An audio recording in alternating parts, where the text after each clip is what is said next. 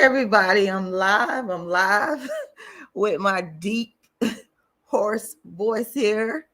Good morning. It is Rashida Strober. I am the world's first and only dark skinned activist. I am the creator, the inventor, the designer, the architect of the first platform in history to fight to end colorism. And anybody on YouTube, social media, reality TV that's talking about colorism, they're doing it because of me. Yes, I started it all. And if you do your research, you will find that what I'm saying is true. Dark skin activism is a phrase that I created out of my brain. There's only one dark skin activist, that's me. And I actually own the trademark to the phrase dark skin activist. So it is my legal intellectual property. It's my brand name. I started dark skin activism in 98. And it came as a result of the darkism and the colorism that I experienced growing up. And I wanted to find answers. I wanted to find comfort. And therefore, I became the change. I remember when Barack Obama, his campaign first started, he said, become the change you want to see. And that's essentially what I did by creating the very first movement to deal with colorism, because no other Black women was doing it. There are people have stolen from me and ripped off my work, but they know damn well they weren't thinking about no colorism and talking about no dark skin. I created this lane. And from 98 to 2010, I was doing dark skin activism in the community from a grassroots level. And you say, well, what is dark skin activism? It consists of the plays, the books, and the darkism talks that I have been doing since 98. And with that being said, I've wrote more books on dark skin than anybody in the world. Those books include Darkism, A Dark Skinned Woman's Revenge, and I have a book version of A Dark Skinned Woman's Revenge and a play version of A Dark Skinned Woman's Revenge that I perform. My other books include How to Be the Hottest Dark Skinned Chick on the Planet, and also Token Dark Girl, the It Dark Girl of the Moment. And like I said, for years, I was doing something called the Dark Skin Activist Tour, where I go around the country, perform my play, A Dark Skinned Woman's Revenge, and do darkism talks afterwards. And I want to make sure I'm clear. No other Black woman was doing this, because Black people didn't find value until they saw the value that I created in talking about dark skin and colorism. They didn't see it.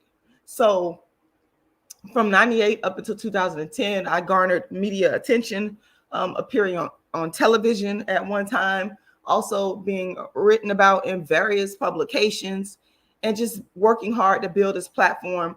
It is, like I said, it's the first platform to ever address colorism, and I do it in an artistic way where I combine the performing arts with my experiences as a dark-skinned female, and then look at it from a social, political aspect as well. I wrote my thesis on the dark-skinned people of Sierra Leone. I obtained a master's degree from the University of South Florida in political science, with an emphasis on international relations. And so in 2010, I brought the first colorism channel to YouTube. Nobody was doing this before me. I want to make clear, a lot of Black women online have stolen from me. They start talking about colorism after they heard me talk about it. So around 2014, Crispy contacts me. Crispy, I'm just going to refer to this person as Crispy. They contacted me. I didn't contact them. They contacted me because somehow they found out about me. Somebody told them about my work and asked me to come on a show. And then that's when Black folks online started to get an idea. Okay, well, she's talking about dark skin, because this person specifically invited me onto their platform to speak on my dark skinned woman agenda. That's what he was calling that time. That's exactly what it is. Then around 2015, I went viral to millions around the United States via the internet for calling out Kendrick Lamar, the rapper's darkism. And after that point is when Black women on YouTube and social media began copying and plagiarizing my work. They've been stealing and taking from me to this very day. Anybody on YouTube in social media, even celebrities, people like Lupita riding my wave. She never talked about colorism. She saw the buzz that it got online, which was created by me, and she stole it and started going on different platforms hollering colorism. But all these women have stolen, but that's typical of what our people do. We love to take from each other and use each other and abuse each other. And that's what has happened to me. And that's why I don't have a good relationship, nor do I even want to be bothered with most of these chicks on YouTube, because they'll steal from you. They'll take from you. That's the nature of our people.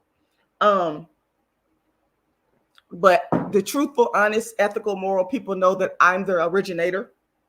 I even had one person who came on YouTube 2013, never had no videos. This person stole videos off of my channel, placed it on her Twitter, just, all kind of creepy, dirty, low down shit that this person did, ripping off my platform, going back to their platform. And this person initially stated that she's a marketer, and then over the years kept switching up her description to say, oh, I'm talking about colorism. But all of it came from Rashida Strober. All these women have stolen from me. Anybody that's talking about colorism, yes, you stole from me. You are not the originator of this. Also, I coined the word darkism. I want to make that clear. Darkism is a word that I coined out of my own brain. I didn't have to steal from nobody. Okay. Colorism, as I've stated over and over, Alice Walker coined the word colorism. I've said that over and over again. People just don't listen because they don't want to listen. Sometimes people have selective hearing. But anyway, that's just a brief history. I'm writing a book called Inventing Dark Skin Activism, the Rashida Strober story. Once again, the book is called Inventing Dark Skin Activism, the Rashida Strober story. And I'm going to release that book, and it's going to tell how all these low down, dirty, have stolen from me online. I'm going to tell my story so that when I leave this earth, the legacy will be left there on how colorism got started as a conversation, as a movement through the internet, and it came through me. I'm not going to allow people to steal from me. That's why I love to write, because writing, you can solidify it and put it in stone. A lot of our oral history, our history, should I say, was lost in Africa because a lot of times we didn't write stuff down. They had the griots that used to keep the history by telling the next generation the story of what was going on in Africa. But now we got the power of the written word, and I'm gonna write my history, the history of me starting the first movement to fight against colorism and darkism, and how my own people ripped off and stole from me online. And I literally hate these people. I don't give a fuck about none of them. If you ain't rocking with Rashida Strober, if you're not acknowledging that I've been stolen from and that I'm the originator, I don't care about you. I don't care if you're purple black, because I know that talking about colorism and talking about dark-skinned Black women didn't even think about it. They didn't see the value in it. They stole and copied from me. I took the brunt of the abuse. I was the one that took all the hits, and they're getting the benefit off of it. And I got a problem with that. The only other person that I will ever give acknowledgement to is a woman named Cola Booth. That is it. She's the only one that matters. Cola Booth. That's it. That's all. You guys can go to my website, darkskinactivist.com. Once again, darkskinactivist.com. And you can download a free ebook copy of my book, Darkism, 25 Ways Dark-Skinned People Are Discriminated Against. And just, y'all, I am recovering from back surgery. And thank God I had it on Monday. So I kind of been a little bit out under the, a little bit under the weather, but I'm still gonna keep on fighting on and doing the work. And the pain medication sometimes makes me sleepy, and it got me on some type of antibiotics that I have to take 3 times a day, which is kind of makes me sleepy a lot. So sometimes I don't get a chance to come on here like I want to, but I'm gonna talk about darkism because it's in my heart and soul, and I gotta do it. And my voice is very hoarse because, speaking of deep voice, dark-skinned women, which I get beat up on for, I'm gonna talk about that. But I know my voice is hoarse. It's even worse now because when I had the surgery, they stuck something down my throat to keep you breathing. I don't know what it is, but what happens is it feels like your tonsils about to come out. and it's hard for me to swallow. So even right now, I had to go off of my fruitarian diet. I'm not on my fruitarian diet because the fruit burns my throat. Well, Traquan, I just see you put $2 on a super chat. If you want to make a donation, please go to my Cash App. Please don't go to the super chat. If you want to make a donation, go to my Cash App. Okay, my Cash App is $Rashidalala. Once again, $Rashidalala. Once again, that's $Rashidalala. Please don't give to the super chat because YouTube take a long time to pay out the monies. So I would appreciate it if you want to give a donation. You can either go to my Cash App, my PayPal, or my GoFundMe. And I'm going to put all that stuff in the chat. And it's also my GoFundMe, my Cash App, and my PayPal are also in the description to any video that I have on YouTube. Plus, you can go and find my Cash App and my PayPal. You can find it on my website, darkskinactivist.com. But let me also I'm going to pull up the GoFundMe link. My GoFundMe, my short-term goal is to raise $11,000. My long-term goal is to raise $1 million so that I can go around the country and spread awareness about darkism. So I'm putting all this information in the chat as we talk. I'm putting the GoFundMe link there. You can go there and give. And I'm also going to throw the PayPal in there. Now, my PayPal is icecreamladydream@yahoo.com. Once again, my PayPal is icecreamladydream@yahoo.com. So yeah, my voice is definitely hoarse, and it definitely is deeper. And it's because, like I said, it's gotten worse because I had to have that thing put down my throat. And I'm like I said, I can't even eat my fruit. I made, like, I think the second day after the surgery, I made a big bowl of fruit, and I started eating the fruit, and it was burning the hell out of my throat. So I had to go off of my fruitarian for a minute. And of course, drinking a lot of liquids and fluids and stuff like that. But that's what's going on. But I'm here to talk about more darkism that I've always observed. And this is something that bothered me. A lot of y'all that the House Music Chronicles say your voice is not as deep as you think it is. Well, I've had people dog me online.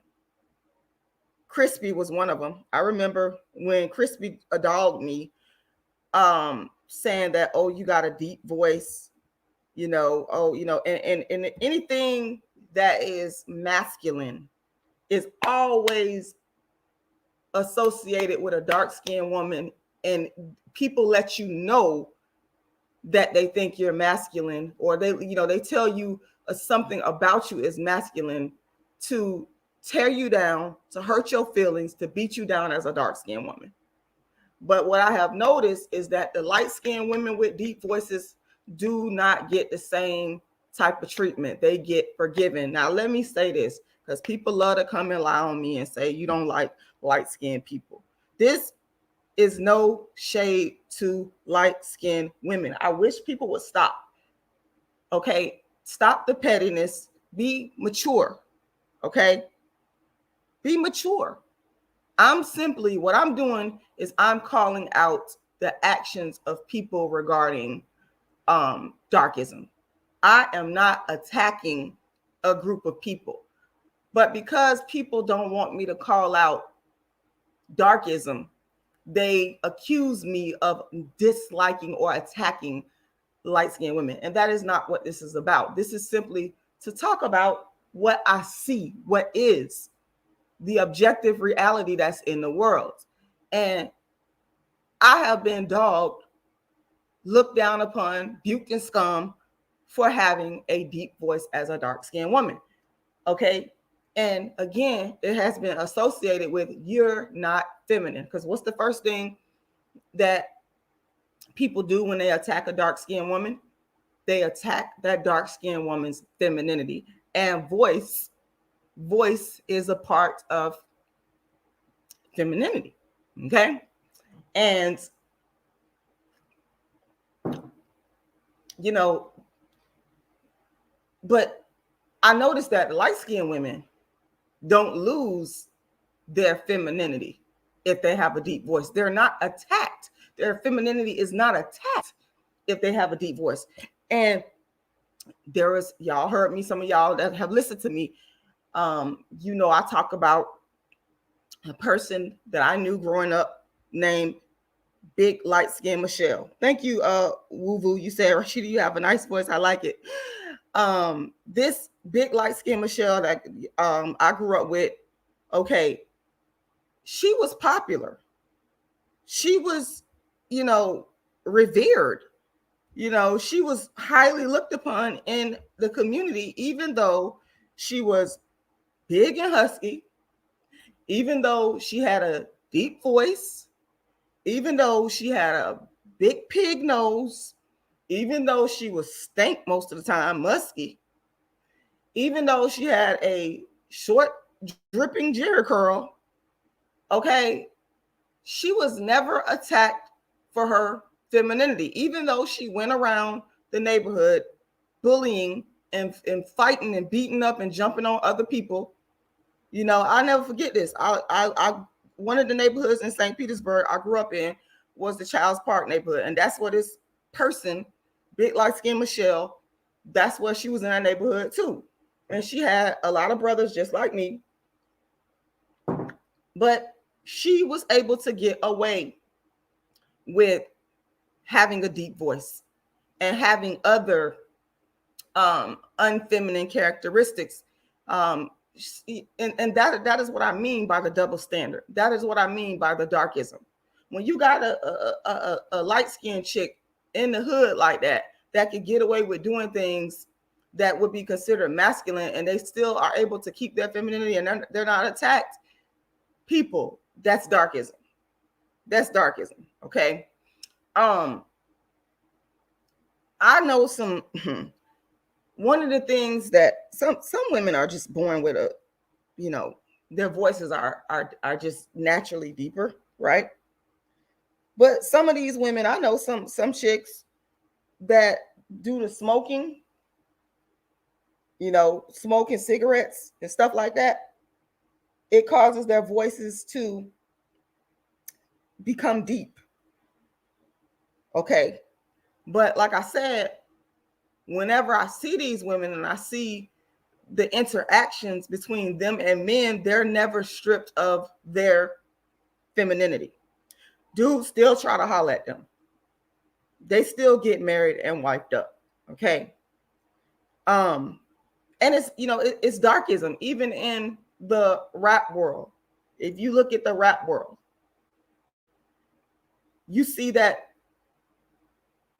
a lot of light-skinned women in the rap, and I'm just gonna put it like this: in the battle rap world. Let's look at the battle rap world. I feel like some of the top female rappers, they're light skinned, they have deep voices, and they're praised for that. And in the rap world, that's one of the few times that you'll see dark-skinned women get some level of praise if they are rappers. You know, if they, you know, they got that deep husky voice and they're rappers. Like people like, you know, Lauryn Hill got she got a deep voice. Or see, that's the thing. In order for a Black woman to get some level of praise and still have a deep voice, she has to be involved in entertainment, entertaining you and making you feel good in some type of way. Who else is another one? Toni Braxton has a deep voice. Okay. So there are times where dark-skinned women will not be looked down upon for having a deep voice. But again, what about the masses? I feel like the you know, the benefits and the popularity and the notoriety that Black female rappers, for example, or Black female singers receive, it doesn't trickle down to the masses of dark-skinned women that, and I'm not saying all dark-skinned women have deep voice, but I'm saying to the ones that do have a deep voice, the benefits that the celebrity females receive that are dark-skinned with deep voices, it doesn't trickle down to the masses of dark-skinned women. We still get looked at in a negative way for having a deeper tone of voice. And it's real sad because, like I said, it is a blatant attack on our femininity. And I just feel like if you're gonna praise a light-skinned woman, a light-skinned rapper, a light-skinned singer, whatever the case may be, for having a deep voice, if you're not gonna bash them, then why bash the dark-skinned woman? But again, the dark-skinned woman and dark-skinned people in general take all the abuse and the stereotypes, everything, the burden is laid upon our backs. Everything bad about the Black community is laid upon. If somebody does something bad, commits a crime, you know, there's been a lot of cases where people will blame a Black man or blame a Black woman automatically. And that's the darkism that I'm always referring to. The House Music Chronicles talked about Fantasia. Well, Fantasia doesn't have a deep voice. She doesn't have a deep voice. I could name some. Let me see. Remy Ma is one that has a deeper voice. Who else you got? Like I said, Lauryn Hill, Foxy Brown. That's another one.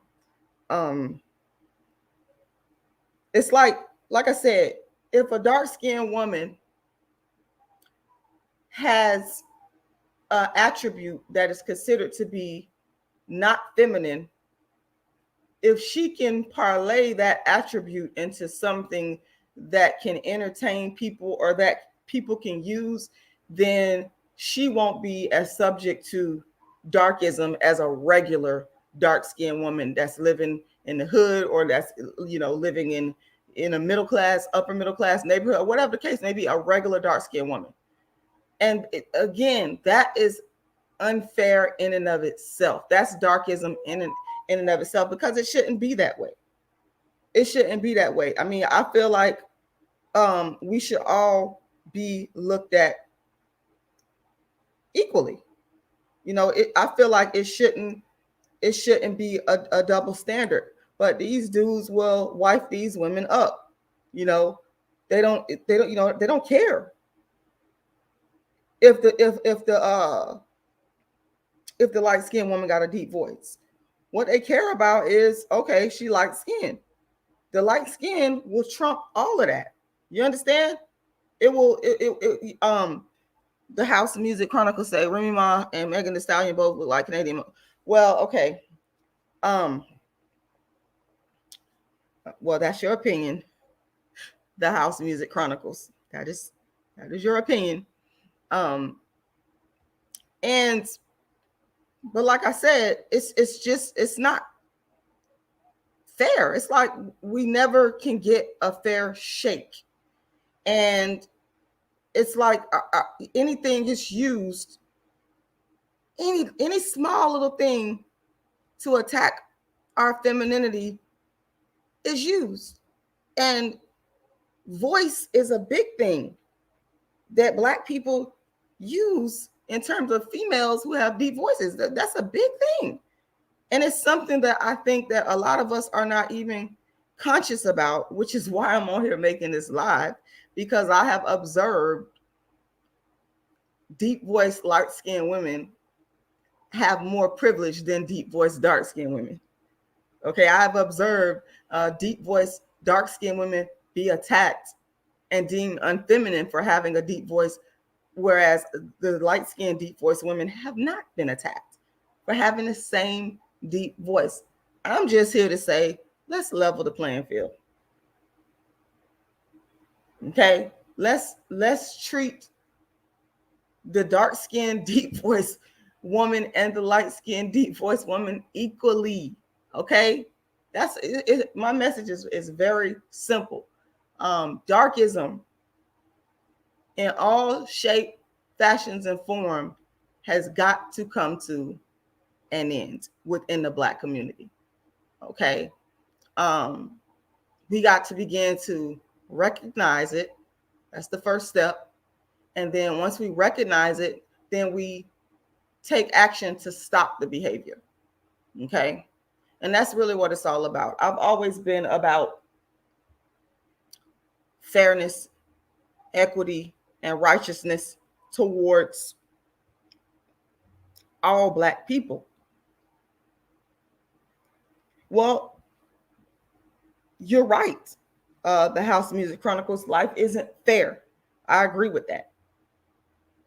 But because life isn't fair, that's why you have to have conscious people to go out and say, okay, well, we're going to still try to level the playing field. Even though we know it ain't fair, we're going to still do our best to level the playing field and try to make it as equitable as possible for everybody. And, you know, that's really what I'm saying today, to get at the heart of the matter, is fairness. Treat the deep voiced, dark skinned woman equally as you would treat the light skinned, deep voiced woman, because some of us can't help the way we talk. It's just the way that you was born. You know, it doesn't make you any less feminine. You know, it doesn't make you less of a woman. Who was that said, I think it was Sojourner Truth, ain't I a woman? Yes. And, you know, even in Black political movements, I feel like dark-skinned women are masculinized, you know, especially when they become like, if they get a chance to become like a spokesman in any kind of way in Black movements. I feel like the dark-skinned women are just being used for whatever objective that the movement wants at that time. But we don't often enjoy the spoils.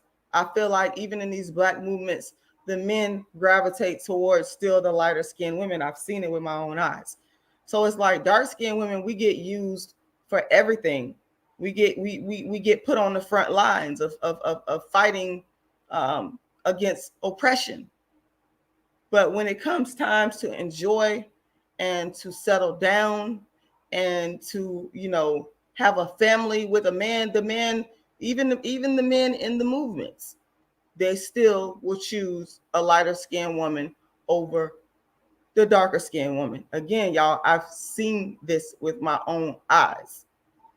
And we get penalized for, let me drink some of my water.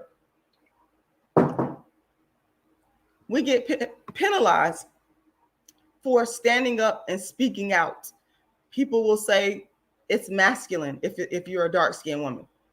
You know, I've even ran across people that have called certain persons ugly that were in a particular Black movement, and said things like, I ain't gonna never mention no names, but it's one particular instance where I was talking to this man, and he flat out told me, he was like, I don't understand why they got this ugly. And he was referring to a dark-skinned woman with natural hair. And he went on, and her voice is kind of, you know, deep. And this person had a problem with this particular movement having this dark-skinned woman do some of the speaking, you know, at press conferences or whatever the case may be, or meetings or whatever. And this person was like, they need to get a better looking person to put out front, because he went on and on about how ugly this woman was, and you know, nobody wants to look at her. And I mean, he talked about this woman like a dog. And I sat there, I listened, and I was just taking it in, because I couldn't believe that this so-called conscious Black man would come for a woman that have given her whole entire life to the movement. But in hindsight, I know now that all the stereotypes and all the negativity is placed on a dark-skinned Black woman.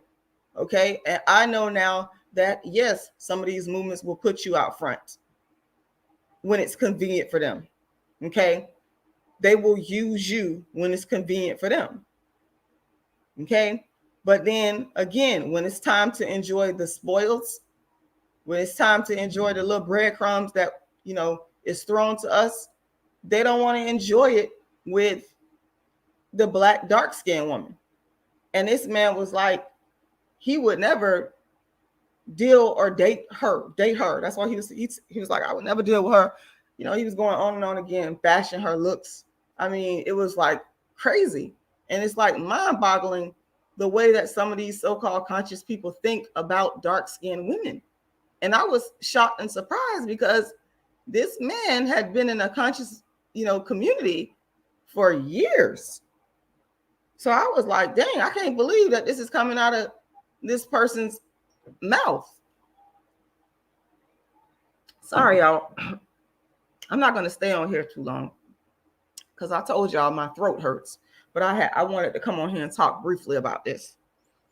But that's the contradictions that I'm pointing out to you guys when we talk about the differences between the way a deep voice, dark-skinned woman gets treated versus a deep voice, light-skinned woman. And then I noticed that there is more praise for a light-skinned woman in a conscious movement. I mean, just look at the Black Panther Party and look at the women that we know that are on a famous level from the Black Panther Party. Majority of them are not dark-skinned. And the irony is that that's, in the hood, that's what you see. You see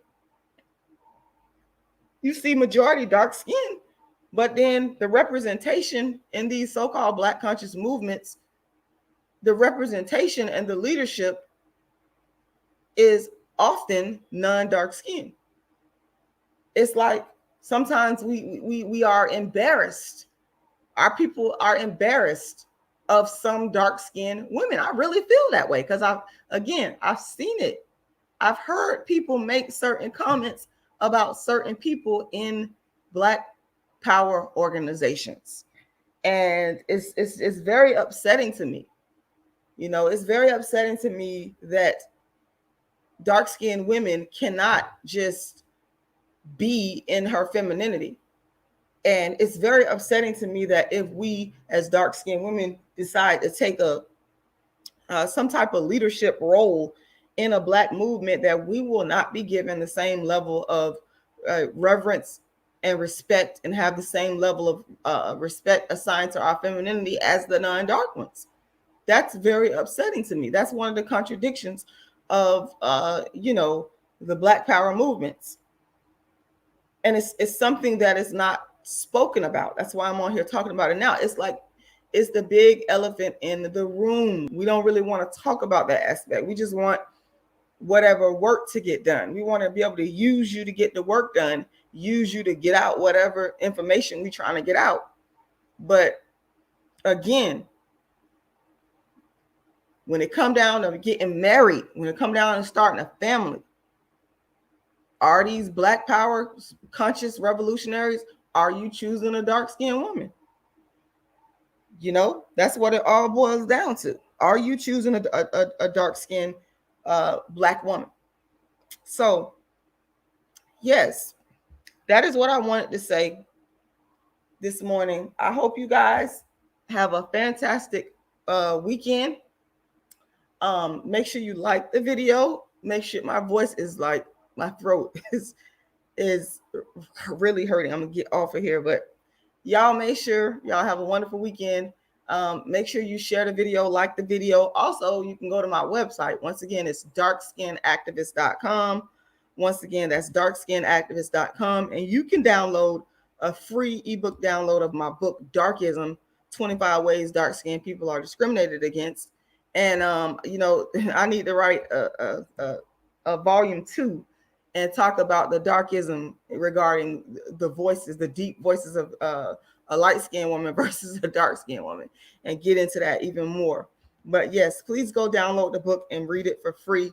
Also, if you want to make a contribution, you can go to either my Cash App, my PayPal, or you can go to my GoFundMe. The Cash App is $rashidalala. Once again, $rashidalala. The PayPal is icecreamladydream@yahoo.com. Once again, icecreamladydream@yahoo.com. And you can find my GoFundMe by simply Googling Rashida Strober GoFundMe. I want to thank y'all for listening, and y'all have a wonderful rest of the day.